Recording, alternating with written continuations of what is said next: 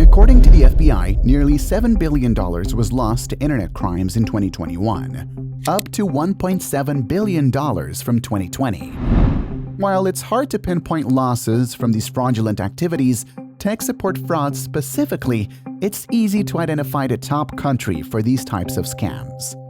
Yeah, scammers exist worldwide, but one country has earned the notorious title, the land of scammers. And that country is India. With over 1.4 billion people, India boasts the second largest population and one of the largest economies in the world. But India also tops the charts for the most scammers in the world. In this video, we'll explore how India has become the global capital for scammers. We'll uncover what's driving so many Indians into scamming and why authorities turn a blind eye. Before diving into the chapters of this video, what are your thoughts on India's scamming epidemic? Let us know with some facts.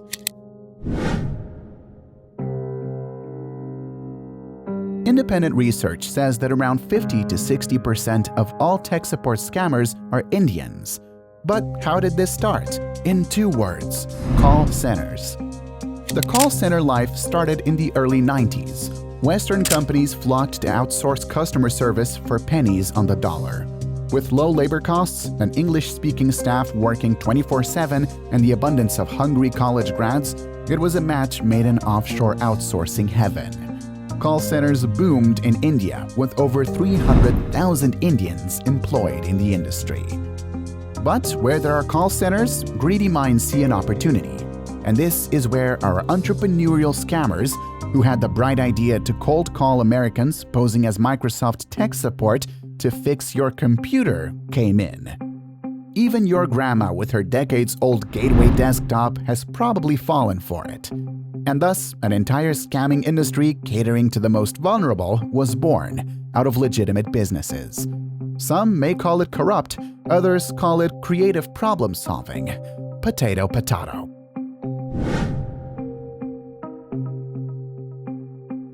So, what makes India such a hotbed for scammers?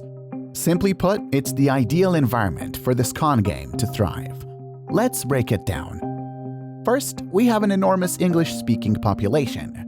With 1.4 billion people, and English being an official language, India has no shortage of scammers in waiting. Even if only 0.01% are scammers, that's still 140,000. India also boasts of high levels of unemployment and poverty. With intense competition for jobs, many seek easier ways to make ends meet.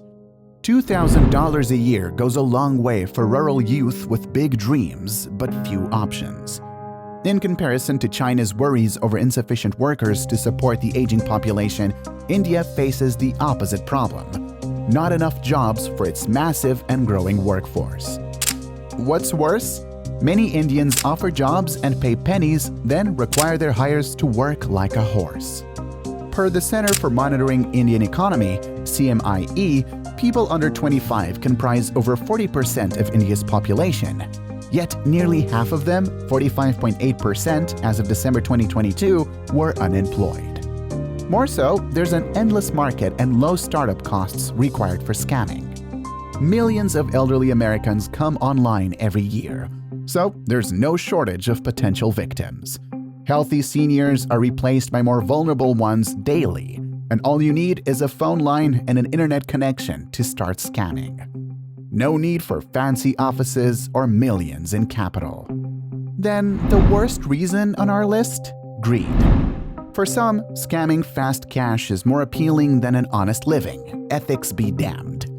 Why make an honest $500 when you could make $5,000 fooling retirees into thinking they have viruses in their computers? Clearly, scammers have found the perfect petri dish in India to grow, and the rewards can be huge.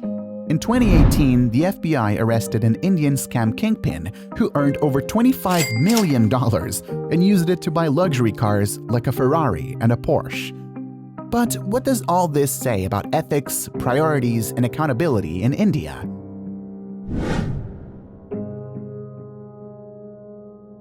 Despite arrests and raids, scamming remains rampant across India. Foreigners lose billions annually to these swindlers, and nothing ever happens. India has plenty of laws against fraud, but they're rarely enforced when it comes to scams targeting foreigners. Since scammers bring cash into the country, authorities turn a blind eye.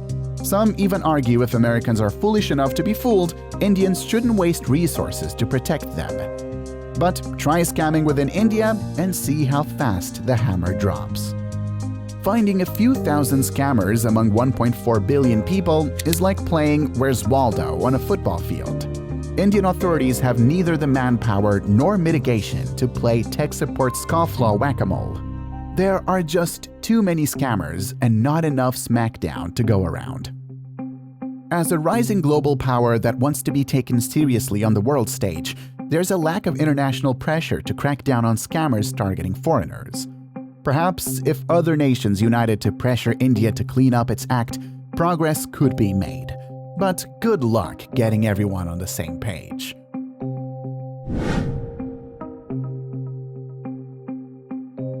Some say Indian authorities and politicians benefit from letting scams thrive.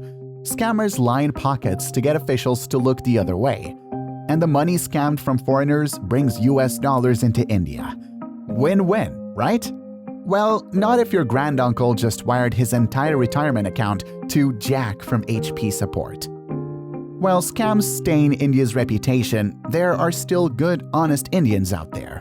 But in a dog-eat-dog world where it feels like everyone is out to cheat you, some choose the dark side. Ultimately, reducing scams requires attacking the problem from all angles: economic development, youth opportunity expansion, law enforcement priorities recalibration, penalties for officials who look the other way, and international pressure. Otherwise, the scamming looks likely to continue. To all scammers, may your computers get infected with the worst viruses. And to the victims, stay vigilant, protect your grandparents, don't give remote access to any tech support caller, and spread awareness. Perhaps one day we'll see the scammers of India find more ethical ways to make a good living. If you liked this video, don't forget to like, share, and subscribe for more thought-provoking content.